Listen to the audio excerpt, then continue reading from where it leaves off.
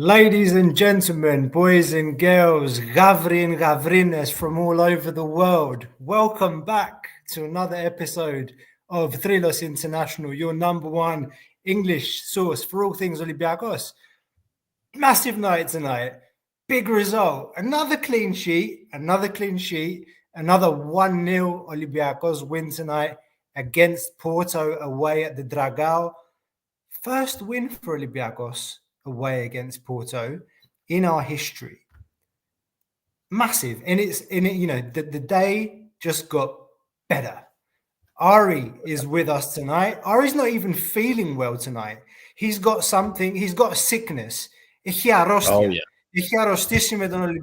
But not only. He is actually not been feeling well. But he's so arostos with an Olympiako that he's here on the show tonight. Look at him. He's all giddy. Ari, what's going on, man? This might be TMI for the listeners, but I have been up since 4 a.m. That's when I first woke up and first started puking today. So I'm not in prime form, but the disease that I tell everybody that takes precedence, that always outdoes everything else, is Olympiakos. So that's always the primary thing. So I'll stick with you guys as long as I can today to talk about what an amazing win this was and how important it is, not just for the Europa League table, but for our form going into the weekend, where we have a very important match against Panathinaikos in the league. Huge stuff today. And as miserable as I've been all day today, this made me feel so much better just because of this. As nerve-wracking as that game was too. Like, you have the evidence of me pulling my hair today with some of the stuff that was happening. But what a game, and everybody should be really happy about this. Hell yeah. Let's get into the game. Look, I think that we needed... let me take a step back. This was a game that I had marked in the calendar because, I think there's a reason why we say Olympiakos τα εύκολα, Thrilos τα δύσκολα. And that's what it was tonight. It was a tough game against an opponent that has been having a hard time recently, but we're literally going into this on the back of them sacking their manager.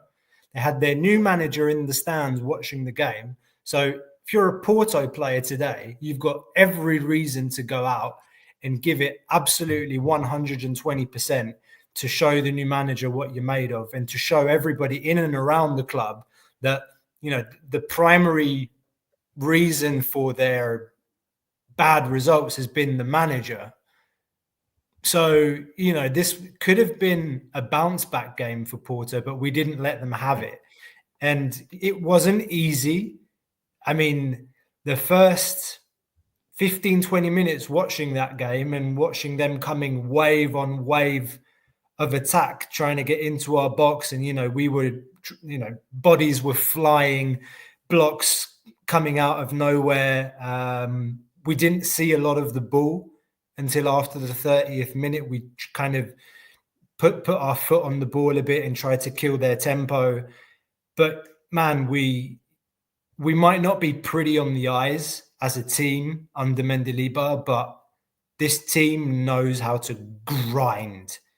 And on those European nights as well, man, goal difference, like our goal difference in Europe is insane. What is it? 6 goals, 4 and 3 conceded. Again. Yep. They're like the best defense in the Europa League with Lazio right now. I think Lazio only conceded 2, unless they conceded 1 today. So they might. I think we're tied with them. We're tied with them. That it's crazy, man. It's crazy. Think we have not conceded a goal against Twente. You're right. We're tied with them. We didn't concede a goal against Twente. Didn't concede a goal against Rangers at home. Steaua didn't concede again today. Like, knock on wood, look, man, we've got to finish the job next week, because I said I had this game circled down, and I think we needed certain things to win today. We needed everybody on the team to perform at their top. We needed Carmo and Aretos to remind us of the centre-back pairing that, won us the Conference League at the end of last season. Towering David Carmo, he pocketed Samu tonight. Him and Aretos were really, really good. Ortega, great game from him even. and Muzakitis kind of improving again on a, I mean, he gets the assist. He's in the box, right place, right time. He anticipates the error, doesn't lose his calm, plays a nice pass into Okabi, then Okabi does the rest. And, if there was probably one of our players that I was frustrated with the most today, barring Masuras, it was probably Ayub Okabi but it's always the same, just don't, you can't get pissed off with El Kabi. You just can't, because then he'll get that chance, he'll slot it away. And I think it was his third chance on goal. And he, great finish into the bottom corner, and Diogo Costa could do nothing. But yeah, man, really happy with that performance. We tried to pack out the midfield. Masuras didn't work out for all his Awful effort from him today. Awful. No. And Velde was very lively. He was a threat. Down that left-hand side until he came off. He gave them something to worry about, and you need that. You absolutely need that. You can't just be defending 90 minutes. And it felt like the first half, that's almost all we were doing. It was just kind of staving them off, trying to get away on the counter-attack. And that was all we had. And he gave us, he gave them something to think about in the second half when he came on. So I think that was an important sub. And yeah, man, we held it together. Yeah, I mean, seriously, Veld was, we had nothing, not almost nothing. We had nothing going forward in the first half, and it wasn't because we didn't have the quality to get past against Porto, right? We had really terrible decision making again in the final third. One sequence that sticks with me from that first half was when Danny Garcia gives the ball away in the final third, gives up a counter, then he goes back, gets the ball back, and then gives the ball away in our final third. We had so many bad giveaways, so many offsides. But, credit where it's due to the defense. You already brought it up with how compact the defense was in the midfield, especially. For all of the possession Porto had, they could not penetrate. One opportunity I can think of that required the double save from Tsolakis, and the other one where Fabio Vieira got that poke right in front of the goal in the second half. Those are really the only situations where they did anything. In the meantime, we had 2 goals called back. El Kabi's first goal, which was a clear offsides, but Yaremchuk's goal, that was not offsides to me. That was so random and right at the end of the game. But this team, and of course those offsides won't show up on any like XG or offensive metrics because they're ruled out. But those are opportunities that we had in the second half, and Christopher Velde did what we always expected he was capable of doing, getting the ball and just taking the space in front of him. He dribbled past the defenders a couple of times. I mean, he was a spark that created momentum for us in the second half. For everybody that has been trashing him all season, even when he's been playing well the last few games. It's a shame that he came off injured. I hope it's not a long-term thing. But great stuff from him. I got to tell you, Costa, I'm really worried about Masuras. I mean, I don't see how he like every opportunity he gets, he just looks worse and worse. Today was horrible. And he didn't even track back in the first half. The first 20 minutes, he wasn't coming back to help defend. That's the only use you get out of him. Yeah. So I don't know where his head is. There's something off field. There's something else going on. This guy he's not with it. And it's not the Masuras that we've come to know. Even the alternate, the guy that you could count on off the bench to make these runs in behind the defenders. He's lost. Yeah, man. No, I have to say I share your frustration, because that very similar to you. Just if there's anything you expect from him, even when he's in poor form, is that he's going to contribute something defensively, whether it's just good positioning, following the tactical plan of the coach, pressing.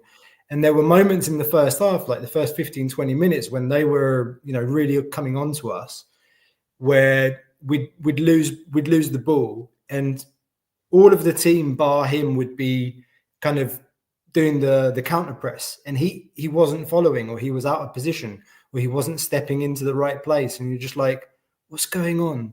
Like, why are you there?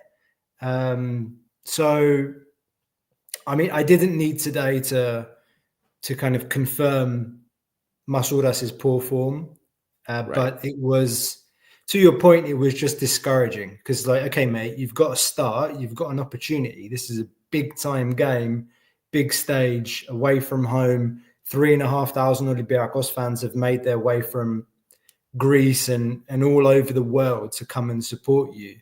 And the least you could do is kind of put your head in the right place and at least, support the team on the press. But I can't dig into the guy too much. I want to say hello to a few patrons, in particular our patron Zois Mosconas says, amazing win. Best way to celebrate it is watching you guys with my brother. Big ups to you and your brother. Thanks for joining us tonight, and thank you for supporting us on Patreon. Check out our Patreon, guys. In the details below, you'll find the link to our Patreon. You can get access to more exclusive content, everything ranging from our WhatsApp group. You can talk with Olympiacos fans 24/7, any time of the day, because you've got Olympiacos fans from all over the world there.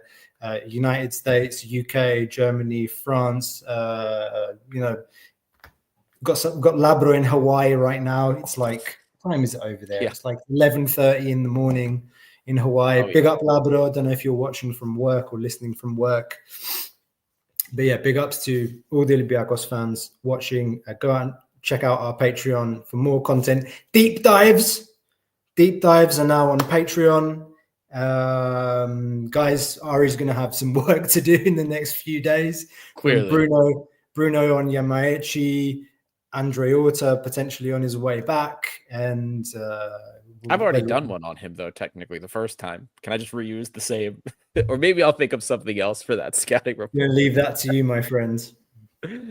Well, while we're at it, too, let's welcome our newest patron, George Gatru, who's the most recent patron to join since our last show. So thank you, buddy, and thank you to our patrons, as we've been saying. Guys, the Patreon group also, it's a lot of random nonsense that goes on in there, too. We talk a lot of Olympiacos, but we're also making killer beats in the Patreon chat. We made really good songs. And if you are a Freddo Espresso drinker, black, we've got a theme song for you. You can come join the Freddo Espresso gang. It's a thing of beauty. I never thought this would come out of this Patreon group, but it's really a thing of beauty. Back to the game then, at least. What were we talking about before the tangent? Masuras. Yeah, the last thing. I'll say one last thing about Masuras. Yeah. One last thing. And Hussein just said something that I've been saying kind of all season. Not just this season, last season when Mendilibar came in. Masuras doesn't fit in the winger role that he has. And today, this is a Porto side that is very vulnerable in the central defense. They're vulnerable. And they've been vulnerable to these inside runs a lot, especially in open play. That's Masuras' whole context for success. And what did you get from him today? Nothing. He made none of those runs. Well, maybe in the first half, we weren't progressing the ball forward greatly anyway, but he also takes blame for a lot of these really bad possessions and transitions where we just couldn't get anything moving. He would make bad decisions, try to dribble at people, but he has no skill set for that. So why are you doing it? You know what I mean? I sometimes I don't understand what that is. And he was today out of sync. He was out of sync. Very. And in this context where he succeeds, he couldn't do anything. That tells you everything, unfortunately. You saw it numerous times play down the right-hand side where he's got the ball and then he kind of passes it forward into space and there's no one running into that space. He did that a couple of times with El Kabi down the right-hand side, just gave the ball away, kind of kicked the ball out for a corner or passed it straight back to the opponents. And then, everyone has to get back and defend. It's what it is, man. I mean, he took him off at halftime immediately. And we saw that coming. Yeah. I mean, look, to be fair, when I saw the lineup, I wasn't surprised to see him start. Some people were saying would see Velde today starting. I'm not surprised we didn't. He hasn't started Velde in any game in the Europa League from the beginning of the season. Right. And he's given him he's given minutes to him sparingly. But it tells you everything, the fact that he's brought Velde on the 45th minute. I mean, he didn't have other options. He wasn't going to play Gelson Martins today. Right. That's great, by the way, that we managed to keep him, keep him rested for the game against Sunday. He didn't need to come on today. I don't think he even got up to warm up, and that's massive for the game against Panathinaikos on the weekend. So he's fresh. We managed to win that game without one of our biggest weapons, and with Costinha playing as a winger and Babis playing on the left at the end of the game. I mean, it's a typical Olympiacos Mendilibar smash and grab win today. Like, there's a comment from one of our followers, Garci in Spain, says, you watch the game in Spain, pretty boring until the last 15 minutes. I mean, I said that right from the get-go. It ain't pretty, but we keep the clean sheet. We defend organized, compact, and we get that, those 1, 2, 3 chances. If we score, manage to, keep things together, we grind out results. It's what we've done all season in Europe. This was our third win. First against Braga, 3-0, then 1-0 away against Malmö, and again 1-0 today. It feels a little bit Greece 2004-esque, but here's another stat I picked up earlier. This is Mendilibar's 5th away win in 8 matches away from home. Ferencváros Olympiakos 1-0. Maccabi Olympiacos 6-1. How can we forget that? Aston Villa Olympiacos 4-2. Malmö Olympiacos 1-0. Porto Olympiacos 1-0. And the crazy thing about it, and you brought this up twice, like, how many times do we remember when we would play these games in Europe and we would be the better side? Remember when we played Porto in the 2020, the COVID season? And both times we were the dominant side in possession. We can't penetrate, do anything. We get shithoused by Porto, and they beat us twice in the Champions League group stage. Now we're the ones that are doing the shithousing, and we're the ones that are grinding out the results. It's a completely different thing. And I actually appreciated today the adjustment in the tactics. You saw from the get-go, we started with the high press. I mean, El Kabi was up there. Chiquinho was up there. Everybody was high. But Porto did very well in that first 10 minutes to diffuse the pressure. They absorbed it very well. So literally, it felt like exactly the 10th minute. The line dropped. We're like, all right, this isn't working. We tried it. We tried the smash mouth. We tried to punch him in the mouth real quick early. They didn't do it. They sat back. They diffused the pressure. And then we dropped the line deeper. And we said, all right, now come to us.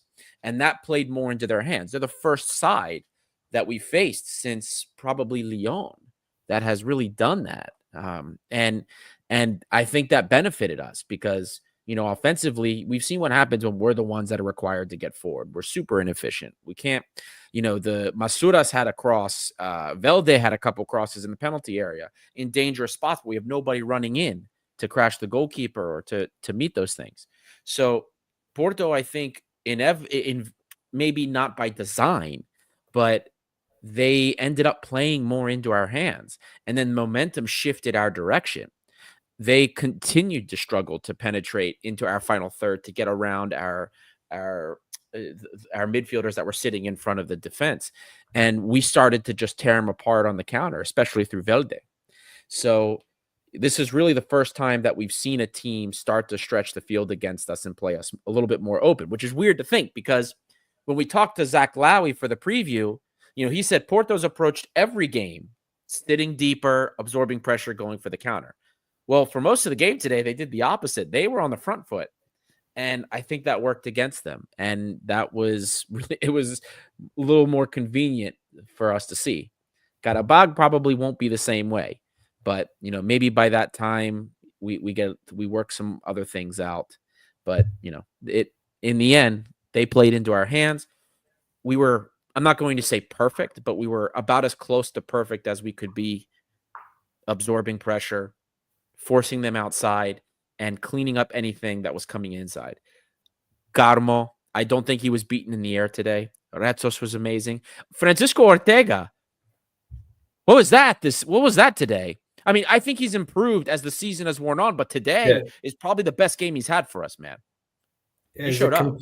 Complete game from him, like rock solid, steady, defensively, good positioning, good concentration. Didn't slip, didn't slip all game. He was very consistent. Professional performance. Just like he's so strong. Like when he wants to, he's such a rugged player. And it's great to see him when he's consistent like that and confident. I won't say like he looked unbeatable, but he was very, very solid. Probably one of his best games, I think. Certainly defensively, and Hussein's making the point. I mean, Ortega knows what's coming. There is a player coming in his position, an upgrade from the competition he's been facing in training. So yeah, I think that may be counting. But also, man, like, whatever happens now with Onyemaechi, Ortega still, he's a sellable asset, man. He's a player that we have to stick by, and we could get some money for him. And we didn't, like, the fee that we paid for him, it wasn't small. It was, hang on. No, we paid more for Ortega than we did Heze. We paid 4 for Heze, plus 4 to his like family here and there, his agents, etc. 8. But Ortega was 4.5 million euro, if I remember well. So it wasn't a cheap move to bring him over. So it's really important, whatever happens with the new signing we're bringing in, Bruno Onyemaechi, that we don't mothball Francisco Ortega. Right. And the profile is a lot different. You'll see that in the scouting report. Join Patreon. But, if that's it, I've always believed that you need competition. I know most of the patrons agree. I know most of us, the co-hosts, agree. You need to have some kind of competition because that's how you push other players. Ortega's been by himself. You know what I mean? He hasn't really had any competition, anybody that's fighting for his spot. Apostolopoulos is not really competition. Omar Richards was injured for over half a season. That's not competition. So, I think this is clearly he's feeling it. Clearly he's feeling the pressure. So this is nothing but a good thing. And when you see this today, Costa, and you see what our problems are on the pitch, right? The defensively, we just said tied best defense with Lazio. We allow this isn't just like a shot in the dark either. Like this isn't just a flash in the pan. Even if you go to the underlying metrics, XG, XGA, like we concede very low quality opportunities. So it makes sense. It all follows. This team, the decision making in the final third needs to improve. Bringing in more creative players can help that. It can help if they're creative and they're finding ways to break down. If they're able to make better decisions, that improves you. Bringing in Andre Horta also improves because Andre Horta was way better linking the midfield to the forward line last season than anybody that we have now currently, besides maybe Mouzakitis.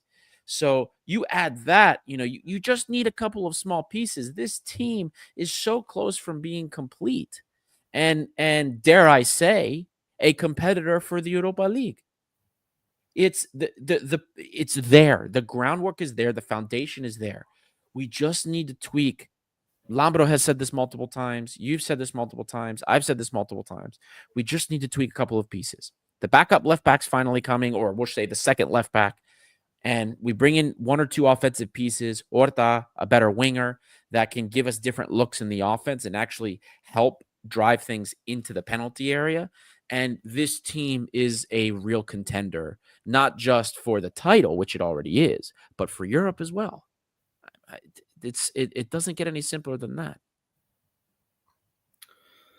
Yeah, I kind of don't want to say it, but I have to say it. Just imagine this team if we still had, or if we had a Podence type winger that can, run at defenders, score 10 goals a season, 10 goal, 10 assist kind of creative player. If we had that, because we're so dependent. We're so dependent on El Kaabi's goals. Seriously, it is what it is, man. And we expected Velde could be that 10 goal, 10 assist machine at the beginning of the season. Hasn't turned out that way, though. I still do rate him technically as a football player. It's his issues are in the mind. Very clear. I don't know what happened with the injury. It looked like someone went down on his Achilles. Yes. Could be a scary injury. Yeah, but there's something off about the player mentally. It's nothing to do with ability. It's everything to do with mentality and what's going on in his head. And perhaps he needs that, that one season to mature, if he does after a season. And if there's patience to keep him on for another year. He signed, a 3-year contract, I think. But yeah, man. I mean, transfers. Are we done with the game? I don't know. No, we're not done with the game. There's a couple other players we got to bring up. First of all, we just got a huge super chat. Oh yeah, bring it up. Alex Katopis with I think the biggest donation we've ever gotten. You guys absolutely rock. Keep up the good work, boys. Splitting my winnings with the best podcast. Been watching and following you for several years and can't say enough about how you represent the red and white community. Thank you so much, Alex. Thank you so much for your generosity. Guys, when all of these super chats, the Patreon group, everything that we do, all the support you give us, we are upgrading the show. We're moving to bigger things. You might have checked out some of our graphics, professional photos. These are all things that we're doing to elevate the content we offer you. And we're not done. There's more things we want to do. There's better types of content we want to do for analysis, for these types of shows. And we're all of anything that you give us, any donation. Alex, join the Patreon group if you aren't already. I feel like we have to give you something for that. I always feel guilty, but all of this is going to us making a better show for you guys. Hardware so we can do fan cams on the stadium, all of that. So thank you guys so much for the support. Every single one of you. For those of you that are, whether you're donating or not, just the fact that you're here, you're engaging with us, liking and subscribing, I'll toss that in as well, is huge for us. And while you guys are at it and we're talking about the engagements, like and subscribe if you haven't already. We've got 62 likes and over 600 people have passed through the show already. There's 210 of you right now sitting in here listening. So give us love. It takes about 2 seconds and helps us find more red and white fans. This channel is growing massive. I mean, we got over 300 followers on Facebook today. We're about to break 9,000. Cruising to 13,000 on Instagram, and we're pushing 6,000 subs on YouTube. So we're growing all over the place, and we're making this the best red and white community, the biggest red and white community in the world. And that's the whole goal for what we're doing here. Now we can go back to the match. What about Zolakis, man? 7 million euro market value. What the hell? Jesus, this guy's been a hero on the weekend against Atromitos. He's amazing. You need your keeper. You need your keeper to be big in these games. You can't compete for a championship. You can't compete on any stage if you don't have a proper keeper, man. He scared me a few times on the weekend and today when he hesitated to come out on a set piece. He got a good punch to the ball on one of their corners in the second half. And what a save that he makes. Is it on Fabio Vieira's in front of goal Yes. after he makes that, I think, glove instinctive save with his glove from point blank range, and the ball was going into the bottom corner. They would have equalized. And then Vieira skied the rebound. And you do need a bit of luck. But, he made himself big. And, man, it's a blessing. And, for all the talk that we have about the summer and not renewing, we're not managing to keep Podence and Fortunis, despite what anyone thinks and what, that they both wanted to leave for their reasons, whatever your views are on that topic. It was so big that we managed to keep hold of Zoulakis and Ayub El-Kabi. It was the summer saga. Huge. Keeping El-Kabi.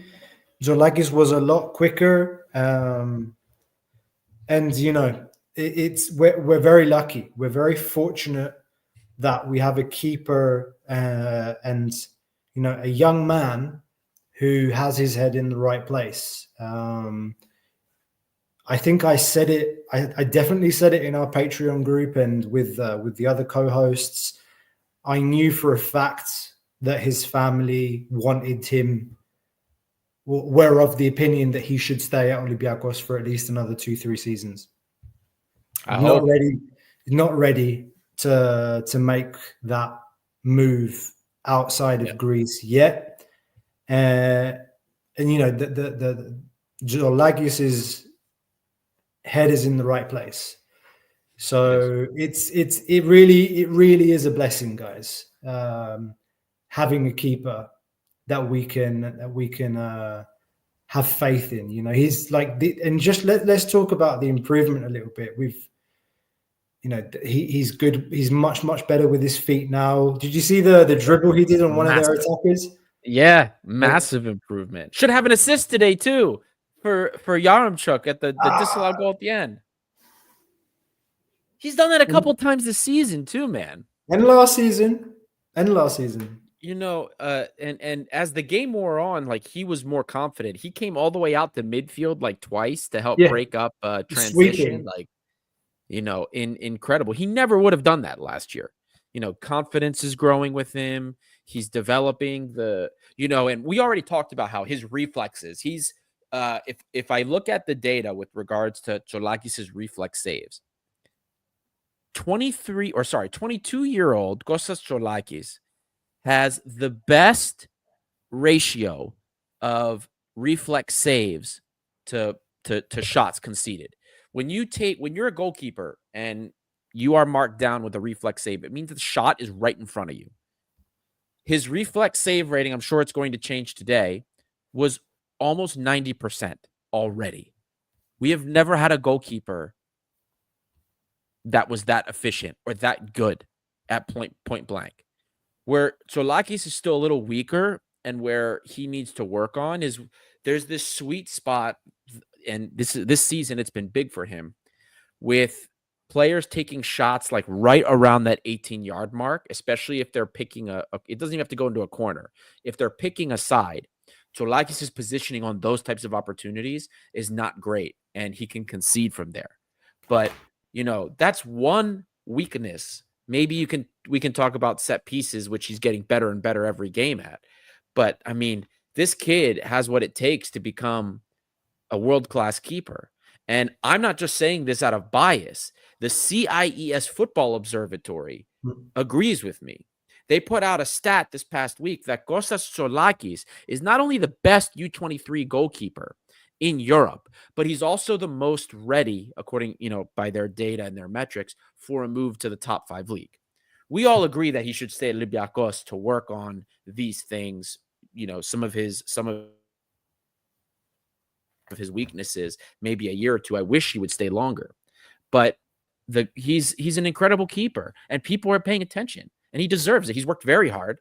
I think I remember one of the first player interviews that we did where they mentioned was Holebas. He talked about Zoulakis. Remember when we asked him? We asked him about who was like your up and comer, or like maybe unnoticed talent, I think was how you put it. And he said, "Oh, Underappreciated. right, underappreciated." That was, and he goes, "The young boy, the goalkeeper, Tsolakis." Yeah, he didn't even Even remember his name. He didn't even remember his name. He was just like the crazy. young boy, the And do you goalie is what he remember said. when we Yeah, interviewed the goalkeeper coach? This was almost 4 years ago you now, did that one. Goalkeeper. You did that one. Yeah, And he said, I asked him about Tsolakis because even Nikopolidis had talked about it when we talked about him. And Goalkeeper says, no, Tsolakis is the real deal. Like he just has some things he needs to work on. He's like, but he has the raw ability to go far. That was back then. That was 4 years ago. It's just so cool that we're getting to live through this and witness this development into an incredible world-class goalkeeper.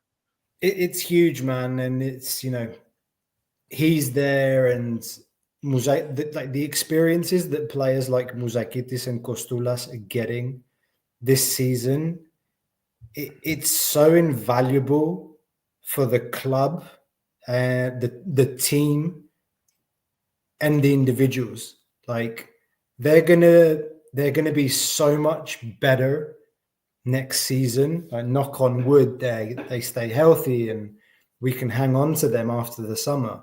But the Right. experience that they're getting through the game time, the real involvement in these big European games, like that's massive for their confidence. It can only positives to take, and we're getting results and big wins like the one tonight. It's just I can't state enough like how important it is that we've managed to integrate these players into the team, and you could argue it's been out of necessity. It is. Rather than plan. It doesn't matter anymore. Kostulas and Muzakitis are integral parts of the first team, and it's one of the greatest things about this season. It really is. If we all hope the season ends with a championship in our 100th year. That's what all Olympiacos fans want. For any reason, if something goes wrong, then at a minimum, that you've given time to these players this season. And I think that's so important. Exactly. And we knew the plan was to blood the players. What did Garabapas tell us over the summer? Mendilibar said, I'm going to take 5 of them, give them 10, 15 games for the season. There was a plan to use them. I don't necessarily think the plan was for them to become this integral, or they thought that it would happen, but it did.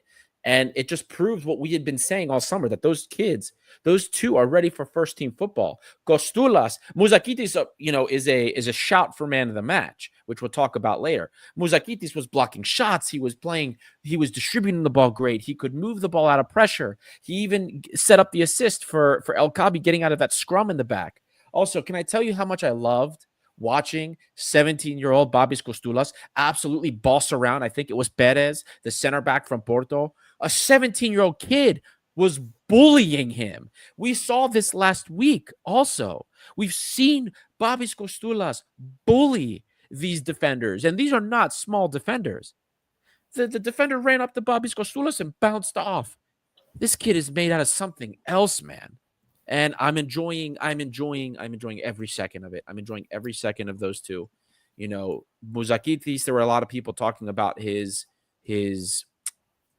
games, like the last before this match. There was like 3-4 games where he wasn't playing quite as well, and people were worried about it. He's 17. We knew that this was going to happen. But you saw today, you just have to keep playing them. You don't have anybody else that can fill the role Muzakitis does for us. You let them go.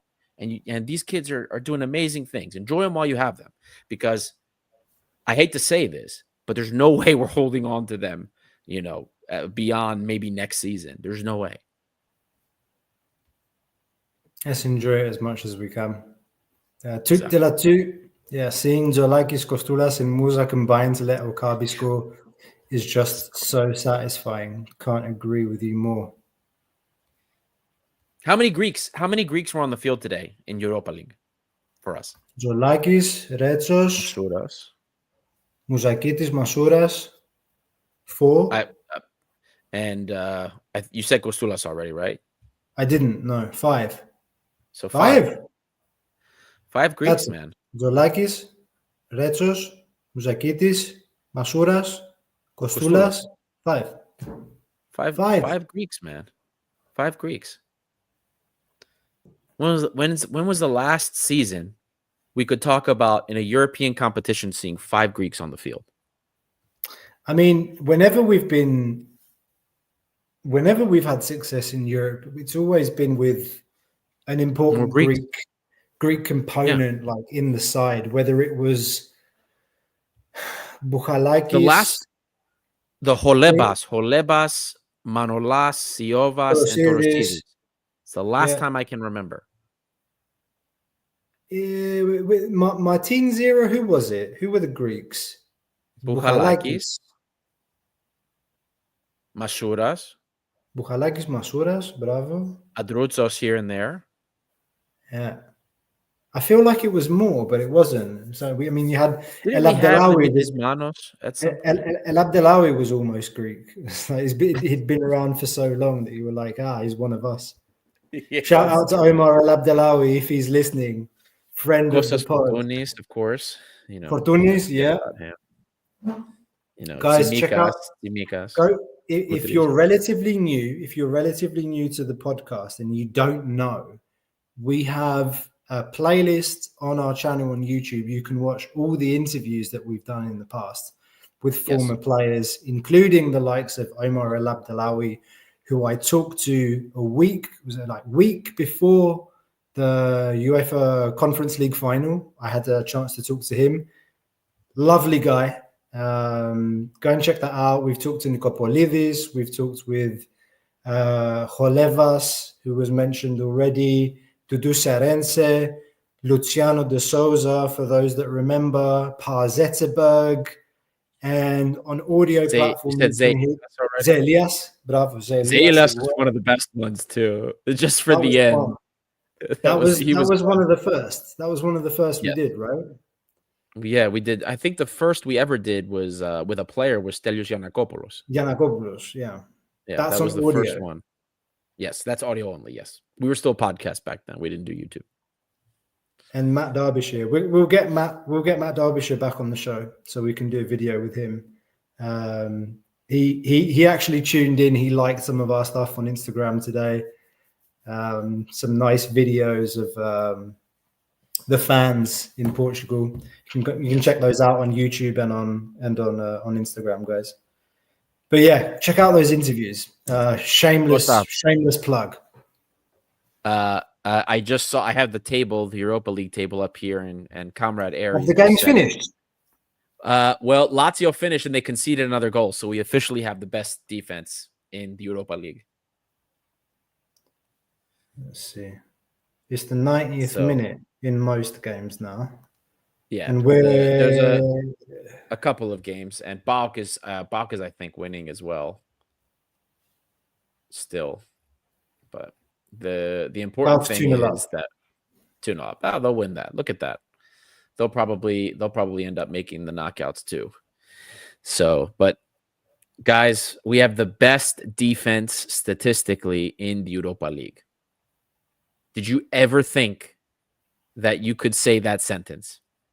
Olympiacos has the best defense in the Europa League. Look, I think that there's a lot of, if we're moving briefly away from the game, Costa, you look at a result like today and how things have been going in January, December for us. I think a lot of the griña we've been hearing all season is maybe a little bit too, people were too quick to get upset. Some players needed more time to adjust than others. And I think that most of the players that we brought in this summer are turning out to be valuable and can offer something to the squad. There's a couple, that, obviously do not, Oliveira being the one that I'm considering, but look at Yaremchuk. Yaremchuk should have a goal today. Maybe that goal against Panathinaikos is what was needed for him to trip the switch and start to show us what he can do with barely, I think, 300 minutes played. So a lot of these players are turning out to be kind of what we thought they would be when they brought them in. It just took a while, which is normal. You're never going to have a summer where you bring in everybody that's amazing for you and works out. It's impossible. But I think we're going to see by the end of the season that most of these players that we brought in had some type of value for us. Even if guys like Sergio Oliveira and Willian didn't pan out, you've got the Costinhas, the Pirolas, now Christopher Valde if he's really turning on. A lot of these players are turning out. And this is a sustainable way that this is being done for us to build off of this, not just in this winter, but moving forward. Let's just hope it keeps up. We have to keep it up. The players have to keep it up. Mendy Libar has to keep it up. Do you know how many times he's changed out the defense, Costa? In the last 5 games? Once. He's only done it once. The last 5 games. Yeah, thanks. Yes. So maybe he's also turning a corner too. And that one time he changed the defense was Biancon. So, Costinha didn't even go for Rodinei today. I thought he was going to push Rodinei up further up the field, but Costinha was up there. That I have to say, when I saw the lineup, I was mildly pissed off that Costinha wasn't starting the game. Yep. But, I mean, it panned out. It panned out fine in the end. Rodinei has been a bloody machine. I mean, we all heard coming out of Brazil that he wasn't playing 2 games in a week. They would rest him and would play him only once during the week. Never more than once. And here he is, just playing non-stop right now. Non-stop. And won't be surprised to see him get significant time against Pana on the weekend, on Sunday. Yep. And here's the best part about the game against Panathinaikos. We were missing 2 core players today. We were missing Santiago Eze and we were missing Gelson Martins. We're not going to have those players back. We'll have more depth for Panathinaikos. Not that it's going to make it that much easier. Those are difficult, but still having those 2 back is huge. Something important today as well. Retsos and Carmo didn't pick up cards because they're both on the limit. If they picked up cards today, they would miss the Karabag game. Actually, you want to hear a stat? We have the best defense in the Europa League, you said. Do you want to know who's got the worst defense? The worst defense in the Europa League. Most goals conceded? Yeah. It's got to be Dynamo Kiev, right? They've been terrible. Oh, snap. You're right, actually. But 18 goals, Kiev, and Karabag 17. Oh, there you go. Okay. I was only thinking because I know Kiev, they were just talking about them on the show before the game today, how terrible they've been. So I just assumed it was them. But hopefully. Karabag have scored 6 and conceded 17. There you go. Dude, so we have a huge chance we still have a chance to make top 8. You know what I mean? If we can beat Karabag at home, we have a chance for top 8. We're sitting in 12th right now. And 8th place, right, is FCSB. FCSB is in 8th, and they have 12, 15. Man, you know what? I don't know how the placement's going to work if we tied on points with people. I assume it's goal difference. But a couple of people have mentioned it in the chat today. I really hope that Yaremchuk goal that was brought back doesn't come back to bite in terms of the goal difference. But it is we're in with a really good shot. We're in reach of the top 8. Steaua have to play Manchester United at home, and Anderlecht. So this is their 8th. Anderlecht, who are 7th, have to go and play Hoffenheim away. Tottenham are playing Elfsborg. Lyon are playing. Who are Lyon playing? Lyon are playing Ludogorets. I mean, if we win, we go to 15 points. Yep. So All we need is one of the, like, whether it's Man U. We also Galatasaray are playing Ajax. Oh, Galatasaray are that'll be playing. difficult. So they're playing Ajax away, and Ajax are in with Ajax can't get top 8. They're not. They're out. They're done. They can't get top 8 because they're on 10 points. So we need Ajax to beat Galatasaray at home, and we need Man United to beat Steaua in Bucharest, and Victoria Plitzen. Who are they playing? They're playing Athletic. They're playing Bilbao. So, like, it's us and Bode Glimt that can leapfrog into 7th and 8th.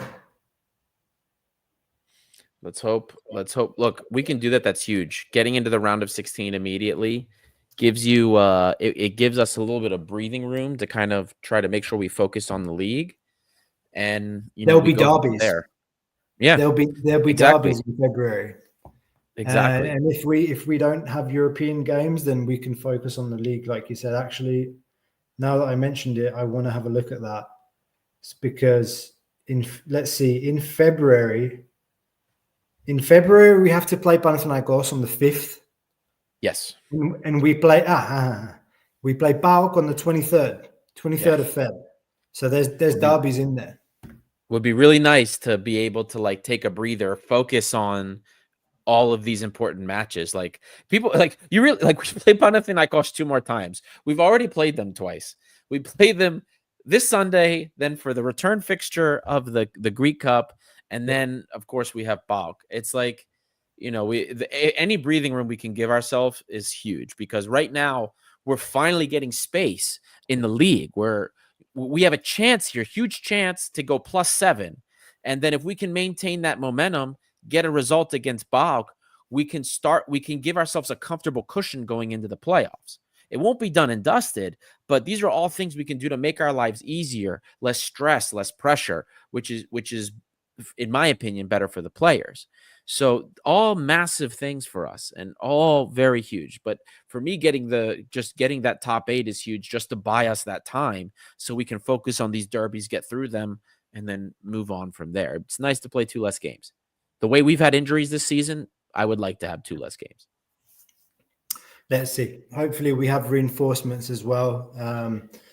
For me, the most important thing for me is that, obviously we take things game by game. We go play the derby of eternal enemies on Sunday. Yep.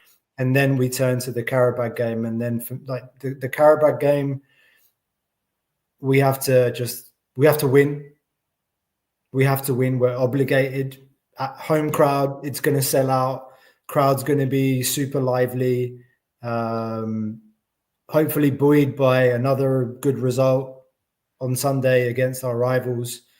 And, we just got to go out there and take care of business, score as many goals as we can, win the game, and then, hope for the best. But we have to do our part. We have to go and do our part, and then the rest will take care of itself. Let's see. Let's see what happens. Real quickly, I just wanted to shout out everybody on YouTube that took the call to action and followed us on Facebook. We broke 9,000 just now on Facebook. Over 400 new followers on Facebook today. That's insane. Everybody's happy when Olympiacos wins. So everyone wants to go everywhere, find everything related to Olympiacos. So thank you guys. For those of you in here that went and did that, thank you. We just broke the 9,000 mark on Facebook. Now to 10K. We'll be 10K on 2 platforms probably soon. How long did it take us to hit 9,000? 2 weeks? 2.5 weeks? That was quick. It was quick. Man, yeah. Thank you guys so much for the support. Thanks for the engagement. Get your friends, your parents, your grandparents. Get everybody. Wives. Tell papu about it.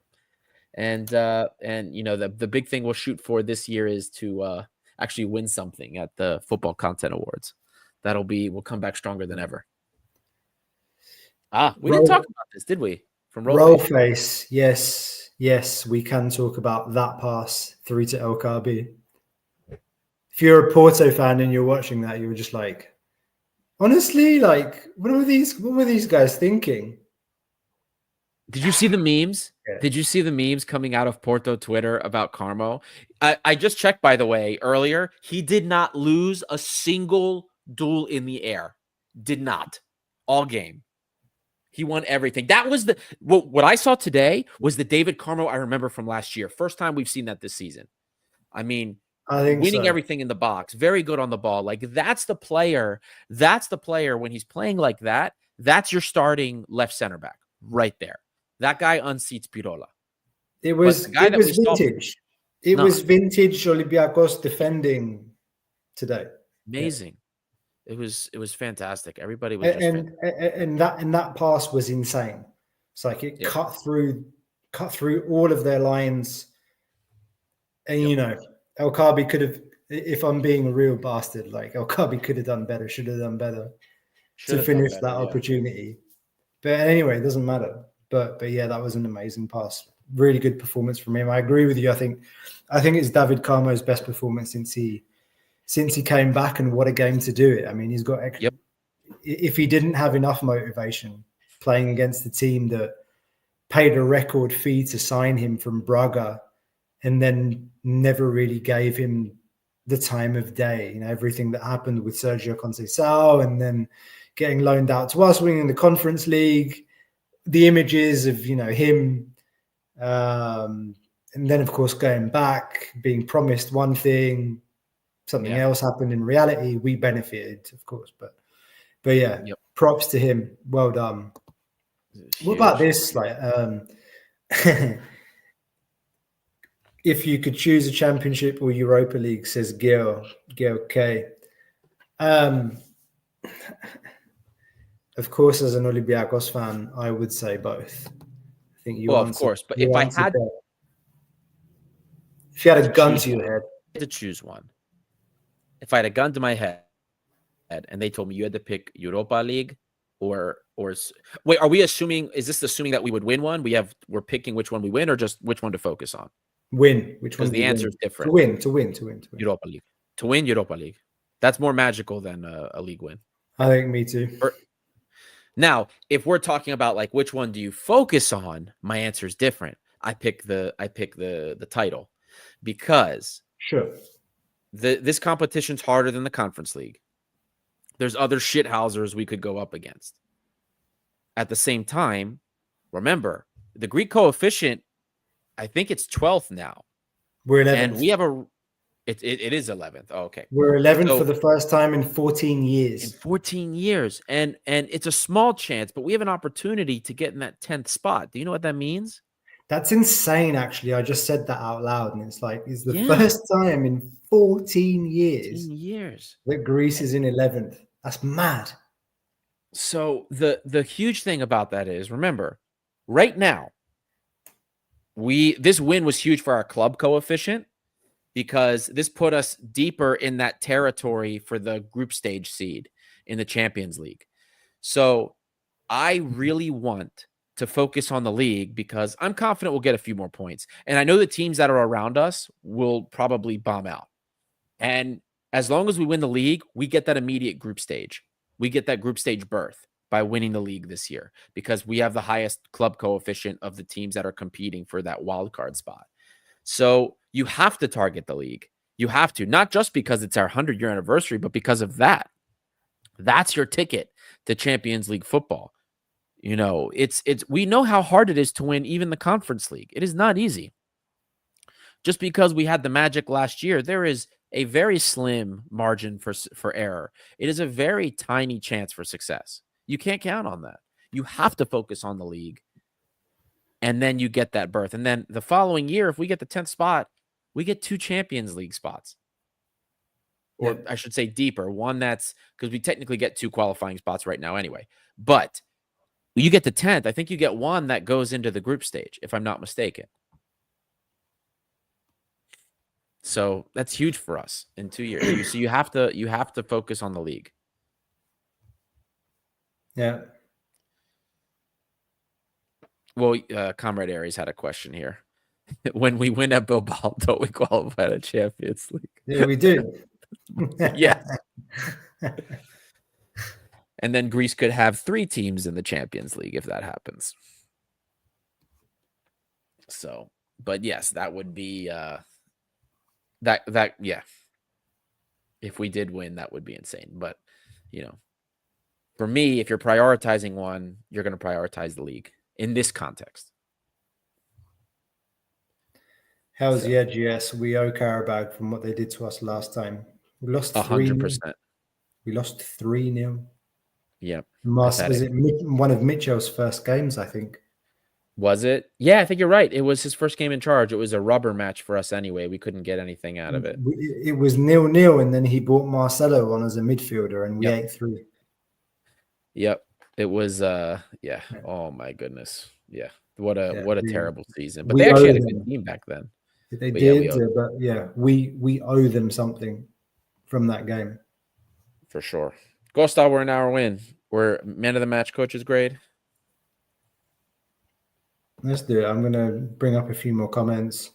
Sure. From Padelis Marinakos, great win today. Big round of applause to the fans that made the journey to Portugal. They were loud, seemed like a home game. It did. It did. The Dragão was dead, man. It was dead. Yeah. It was I couldn't believe how empty it was.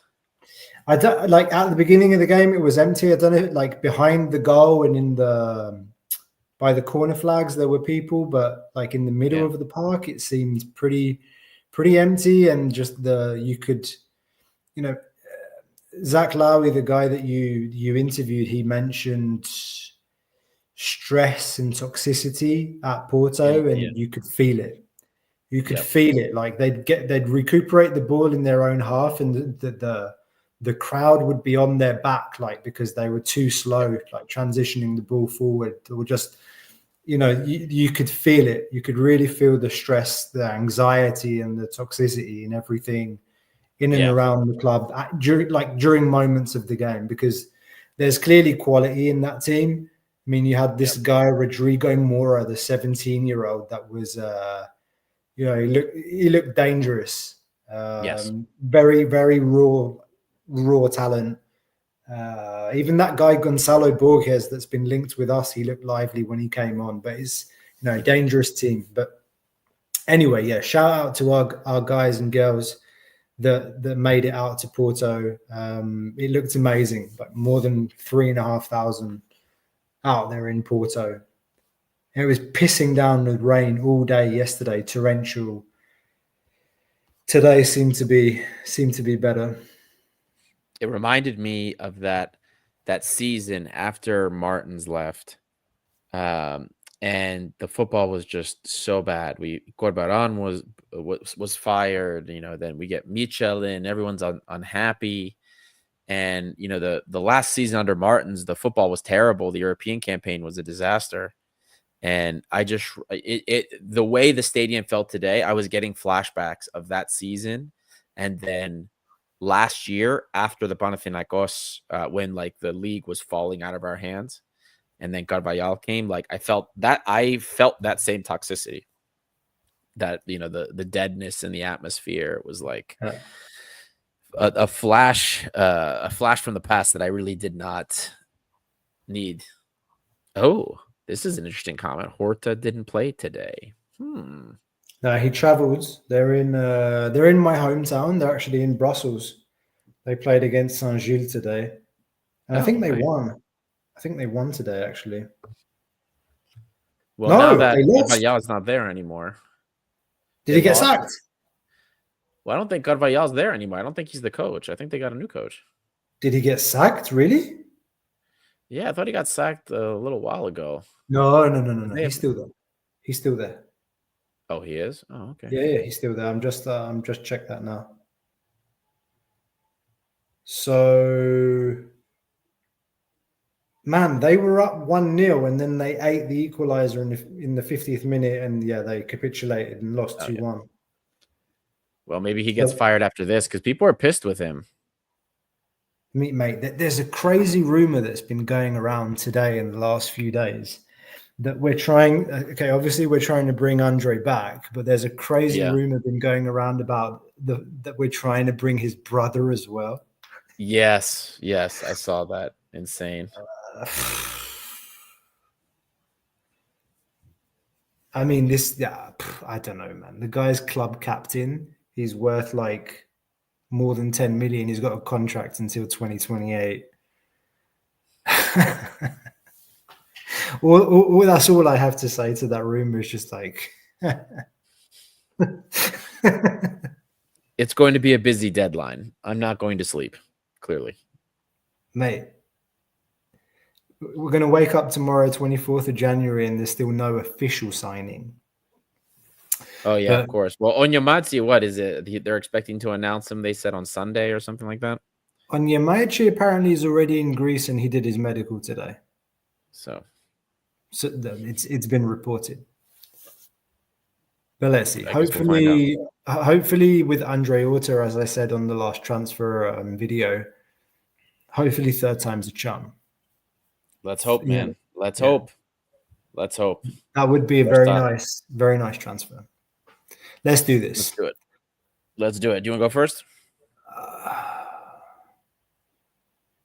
Man of the match is El Kabi, man, for me. Oh, really? Goal scorer, yeah. Oh, I thought you were. I thought you were going to be the same as me. Who did you go for? Zolagis? No, I did Muzakitis. Midfield bias?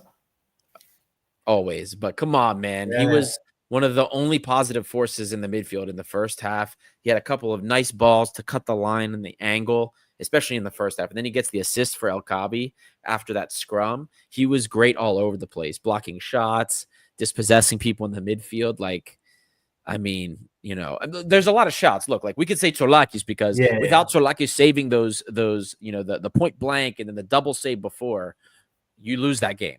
You don't get the points. The right answer is probably, you know, man of the match is the team. Yeah, man you're right. Actually, the team. Like everyone, if you, sorry, Masoudas, if you remove Masoudas from the equation, everyone was great. Even like Costinha with his 15-20 minutes. No, he was on the pitch for a good kind of 20-25 minutes. He was very good, very solid. Hard. Drove the ball forward, worked hard. Everyone was fantastic. Rezos, Carmo, you could even say Veld is the reason we built the momentum up in the second half. Like without him getting the ball, breaking into their third, like making them panic. You know, we got so much momentum out of those movements by him, even if they didn't turn out. So, you know, that's it. But if I had to pick one, I'm going with Muzakitis, and I think that's where I'm going to stick. I think the chat also picked Muzakitis. Really? Yeah, the chat picked. Yep, 44% picked Muzakitis, 29% Tsolakis, 19% El Kabi, and 8% Terezos. But Muzakitis was the clear. Yeah, Muzakitis was the clear winner, man. Bravo, guys. So I love it, man. I think sometimes I wonder if my midfield bias is like slowly leaking into the audience. That's cool. No. I remember a time was always whoever scored. That's awesome. I love it. So what's your coach's grade then? It's hard not to give him an A. Yeah, I was going to say the same thing. Hey, man. I mean, yeah. Adjustments were nice. It worked. It worked in the end. I could see what he was trying to do in the first half, packing the midfield and, you know, waiting for his opportunity. That's what he set the team up to do. Play compact, wait for our opportunities, but, you know, even if we, you know, be patient, it didn't mean sit back and absorb everything. Like we still tried to be on the front foot and press in an organized way. We're still not close to the kind of press that we were deploying last season, but there were more signs of that today in some phases of the game. Like, I mean, El Kabi's intensity is key in this whole discussion, and he really was, you know, just unstoppable today and relentless in the way that he was fighting and pressing and being a nuisance to the defenders on the other side. But yeah, man, good subs, timely subs, reacted well to everything he needed to react to. So no, I've got no bones to pick with Mendy tonight. Yeah, I'm seeing like I saw a B from GS. I saw, if Lakis Gavalas was here, he probably would have given a C or a C plus. But I think GS said something about Masuras. But like given the context of the game and the skill set Masuras has, I think the start was logical. Porto's weak in the central defense. Masuras makes cutting runs behind the defense. I guess on the other hand, you could say, well, Masuras has been crap all year, so why would you expect him to do something now? So maybe like that. But he corrected the mistake. I wanted Costinha on. He picked Velde, and in the end, Velde did better than I expected. Even expected Costinha would have done for us, but I just have to say one thing here to Rollface, because while I do agree, hate to say it, but El Kabi was Homa except the goal, mate. He was Homa. He was, it's like the final. It's like the final against Fiorentina. Milenkovic had him pocketed the entire game, but he lost him for one split second, and then he became El Kavli. And that's what happened today. El Kavli. 1-0, baby. 18th goal of the season, 22nd goal contribution of the season already. El Kabi is on his way to beating last year's totals. Crazy. And he's not playing well. But by the way, top goal scorer in Olympiakos history in European competition. I think that was his 21st goal today. Yes. In Europe in 26 matches, and he just surpassed Youssef El Arabi. Yep. That's there was somebody on X when I had said I had put out like for halftime that I wanted a Masuras sub immediately, and somebody was like, no, if you're going to take Masuras out, El Kabi was worse, you have to take El Kabi out. And I was like, well, no, you're not taking out the guy. You don't take him off. He's your top goal scorer. Like, yeah, okay, even when he's in bad form, but he scored 4 at that time, 4 of your 5 European goals. You're not taking him out that early. So, and that's why we saw it. Why he had a goal disallowed, he gets one, and then even Yaremchuk, man. So but GS's comment here is spot on. I mean, the service to El Kabi has been a tier below. He gets less opportunities, but he's been very close. He hasn't been quite as efficient as he was last year, but he's close, which is really more than we can ask for. So, unless I don't know if there's anything else we wanted to chat on, but I'm just curious. This one, Mendilibar 6 away wins. I thought it was 5. Which one's the 6th? Win away today. Ferencvaros, Maccabi, Villa, Malmö today. What's the 6th? Unless you count Fiorentina. Anyway, I can't think of. Well, wait. You already said Maccabi, right? I did. Yeah. Okay. So then I can't. Fener. We didn't win. Well, we won on penalties. But yeah. I'm not going to argue with that.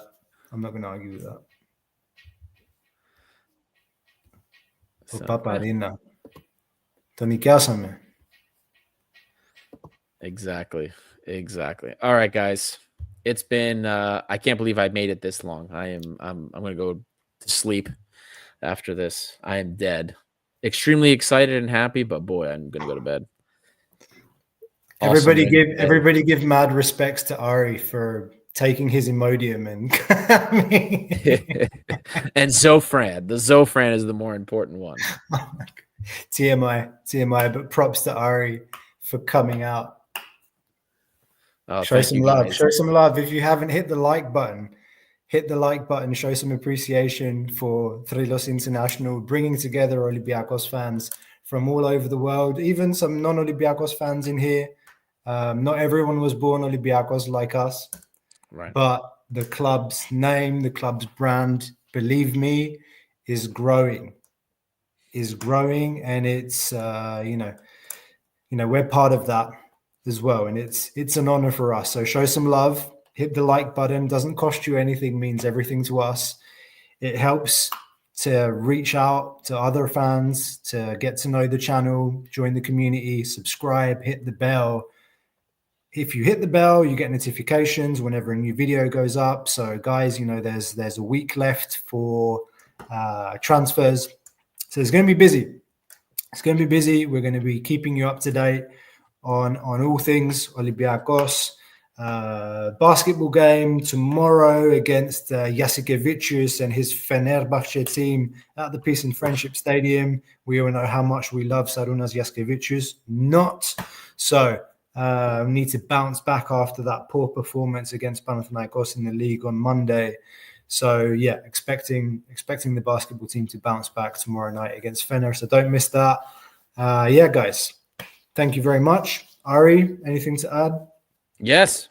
Go to patreon.com/307 International and join the Fredo Espresso gang. You guys will love this music, man. This was probably the best tune I've ever punched out before. It's actually fantastic. Λοιπόν, καληνύχτα, kalimera, good morning, afternoon, good evening, wherever you are around the world, Thrillos fans. My name's Costa, joined by Ari. Great night, big win against Porto. It's been great being with you guys. Thanks for joining, and see you again next time. If I hit the right button. Bye.